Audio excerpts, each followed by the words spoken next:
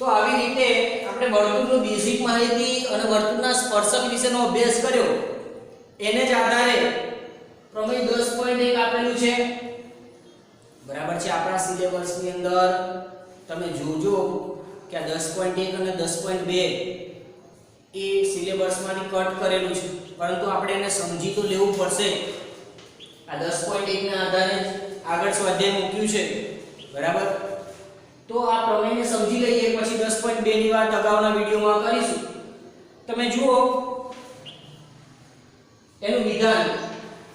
વર્તુળની કોઈ એક બિંદુએથી, અહીંયા જુઓ મેં એક વર્તુળ બતાવ્યું છે જેનું કેન્દ્ર O અને ત્રિજ્યા R એવું કહેવાય. બરાબર છે.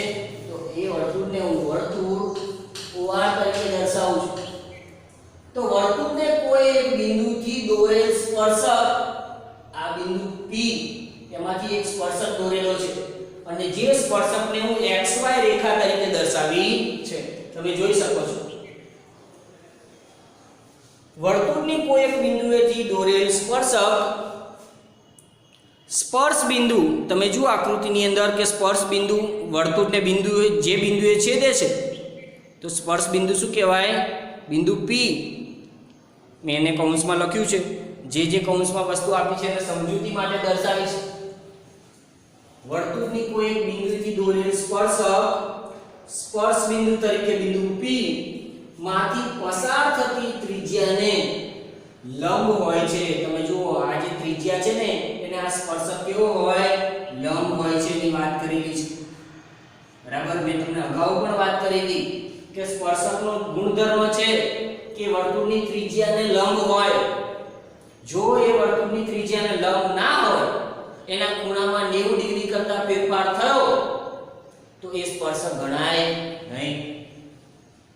એટલા માટે અહીંયા કહેવાય કે OP લંબ XY. આ OP શું છે? તો કે ત્રિજ્યા છે અને એને લંબ હોય એવો શું કહે? XY. અથવા XY સિવાય કોઈ પણ રીતે તમે સ્પર્શક એવું લખી શકો. તો કે વર્તુળનો સ્પર્શક અને ત્રિજ્યા હંમેશા માટે એકબીજાને લંબ હોય છે. ખાસ સમજવાનું. હવે આપણે સ્વાધ્યાય 10.1 નો અભ્યાસ કરીએ.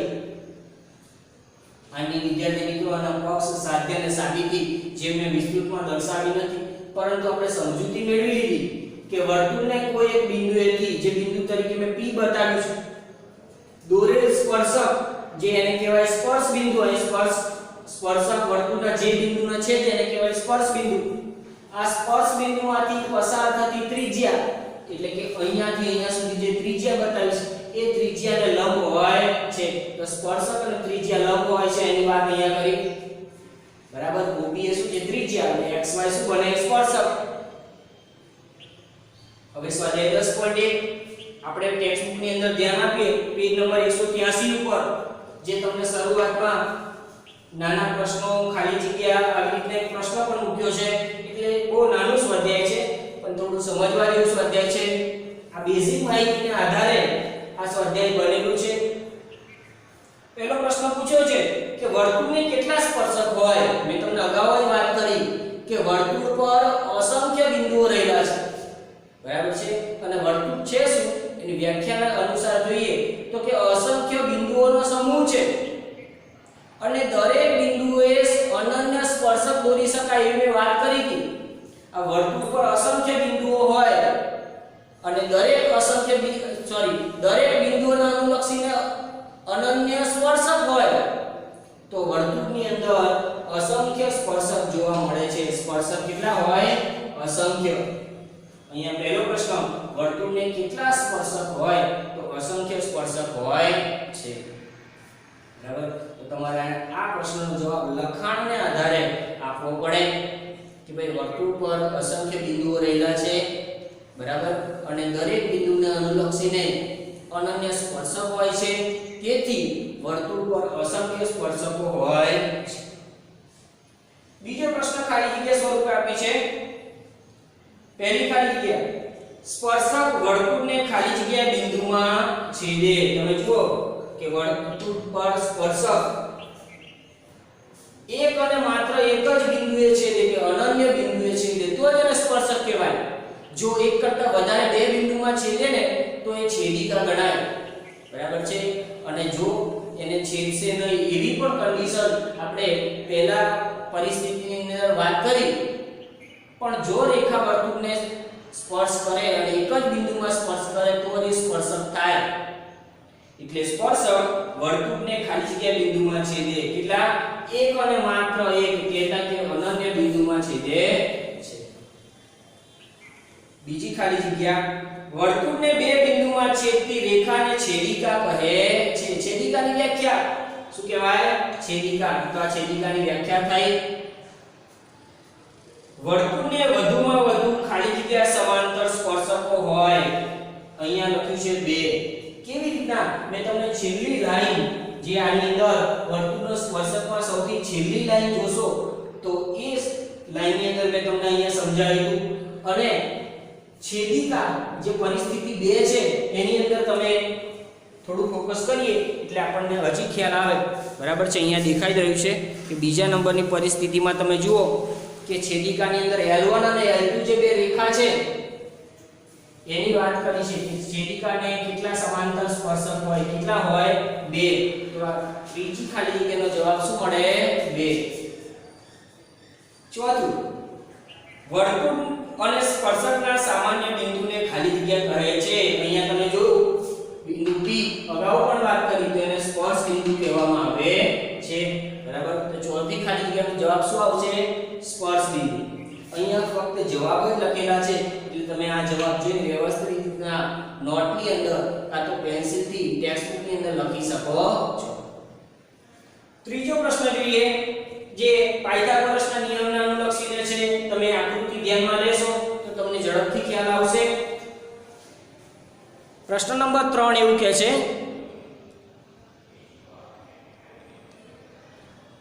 કે 5 સેન્ટીમીટર ત્રિજ્યાવાળા, શું કીધું? 5 સેન્ટીમીટર ત્રિજ્યા આપી છે અને વર્તુળના કોઈ બિંદુ P આગળ દોરેલ સ્પર્શક, અહીં જો વર્તુળનું કોઈ બિંદુ P બતાવ્યું છે અને દોરેલ સ્પર્શક બતાવ્યો છે। P આગળ દોરેલ એક સ્પર્શક PQ, બરાબર છે, આ PQ અહીંયા મેં કોઈ બિંદુ બતાવ્યું નથી, આ PQ બતાવ્યું છે। એ જે સ્પર્શક છે કેન્દ્ર O માંથી પસાર થતી રેખાને, આ કેન્દ્ર O માંથી પસાર થતી રેખાને Q બિંદુમાં છેદે છે। ક્યારે રેખા છેદી? Q બિંદુએ। તો તમે આવી રીતના OPQ આવો ત્રિકોણ જોઈ શકો છો।